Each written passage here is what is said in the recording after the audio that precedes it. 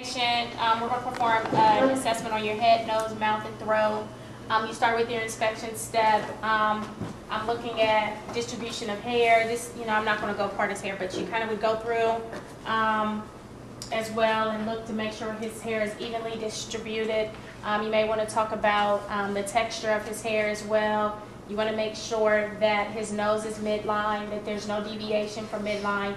You want to look at his eyebrows and make sure that they are symmetrical, the distribution of his eyelashes. You want to make sure there's no facial drooping, eye drooping, lid drooping as well.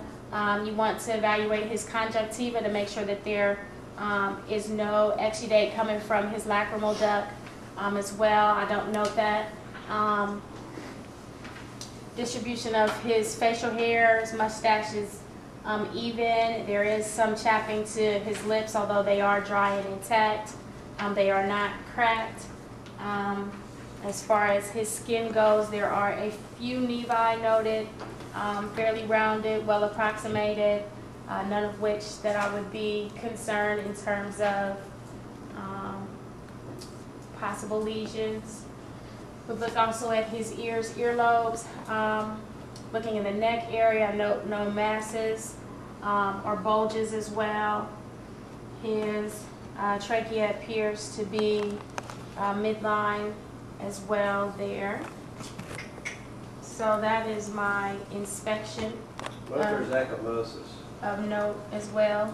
What would you, if I asked you during the test, what if there's ecchymosis on his face? How would you deal with your patient? Hey, Bill, let's ask questions at the end so I can get through Chris's tape. When we look for the distribution of his scalp as well, this would be kind of in that place on this one where palpation and inspection kind of go around because they want you to palpate and feel for his scalp. So you'll kind of massage through here. You'll separate, look for any distribution of dandruff. You'll note that as well, feeling the occipital area back there too. From there, we will begin to palpate in his temporal arteries, and I'm going to remove your glasses for just one moment. We will palpate here in the temporal areas.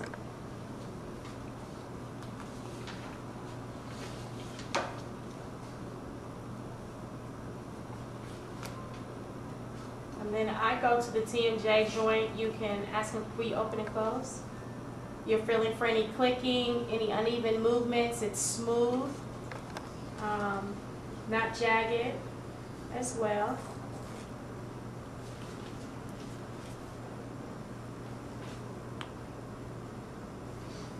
And then I am palpating his lymph nodes, submandibular.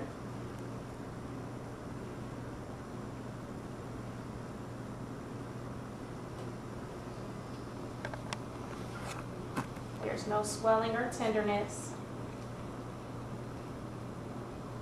And then I'm going to walk back behind his sternocleidomastoid muscle. We had some discussion in one of the labs about if it's sternocleidomastoid or sternomastoid muscle. You say either, that will be fine, but you will need to know what this large muscle is here in your neck. Palpating down his deep cervical, which come across the sternomastoid. These are non-palpable. Then I'll walk posterior.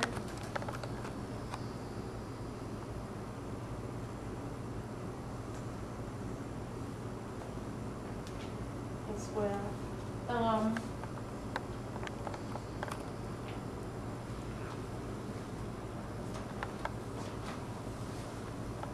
Why it says inspection, but this relieves palpation. Then I'll ask you if you could raise both your shoulders and then push again. And then turn your, there you go, press your hand to my cheek. Good job. And so we're testing the strength of his sternocleidomastoid muscle as well. Again there, he did that without difficulty. I didn't note any facial grimace, masses, or bulges at that particular time. The position of his neck is straight. His muscle strength against resistance is appropriate for his weight and size. is how you would want to note that as well. You would, I had already checked his trachea being midline. We're going to test his thyroid, and I'll move posterior. Am I 10 minutes yet? Nope. So I'll walk to the front and find both edges. I will displace his thyroid and palpate his left lobe, noting if there's any nodules or masses. I will displace it to the right, noting if there's any nodules or masses. With both fingers, if you could swallow for me. Swallow again. Can you swallow one more time? There you go. Sorry.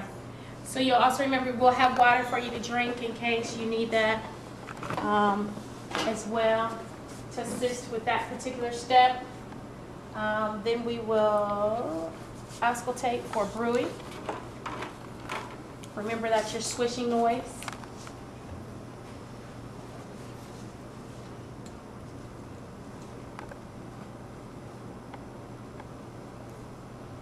Can you hold your breath for me?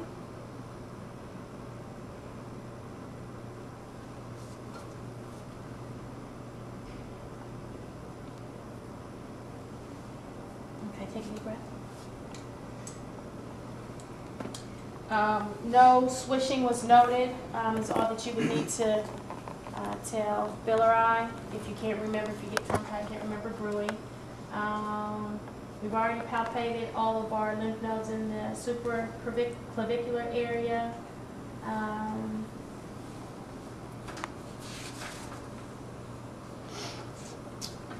Then what we would be looking for here is to begin to move into the mouth and throat, more so area. I did not bring a speculum over, but you would gently place the, place the nasal speculum into the nares, one in the right, one into the left. And you would want to note the color and consistency. Note if you see any deviation. Note if you see any bluing or cyanotic type color. That pale color that you may see, pale bluing or gray, people typically associate that with allergic rhinitis. You may want to note if you see any exudate as well for your nares. The other piece that I don't think we actually did in the lab, but we'll have ready for you, is to check for what we call patency. And so you'll have a scent or a smell, will probably be cinnamon or something like that, where you'll ask them to occlude one area, smell through the right, occlude the left, smell through the left, and then just document as to whether or not they were able to smell either one of those, and that will cover your patent, check for patency. The one thing we're going to talk about is transillumination of your sinuses. We did that in that really dark room, and it turned out really nice. Here in the lab, you may or may not be able to see this, so I asked him to close his eyes. And if you remember, we shine the light here, and you're not able to see it out here. But transillumination occurred of your frontal sinus. You'll do it bilaterally. And then when you check your maxillary sinuses, you'll want to ask him to say ah. And you're looking for the light to shine down into his mouth. And then say ah. And so I'm unable to see it really. I can see a glimmer of it, but back in the room there, you would shut the lights off and then check. Comes out really nice for all you guys that did that.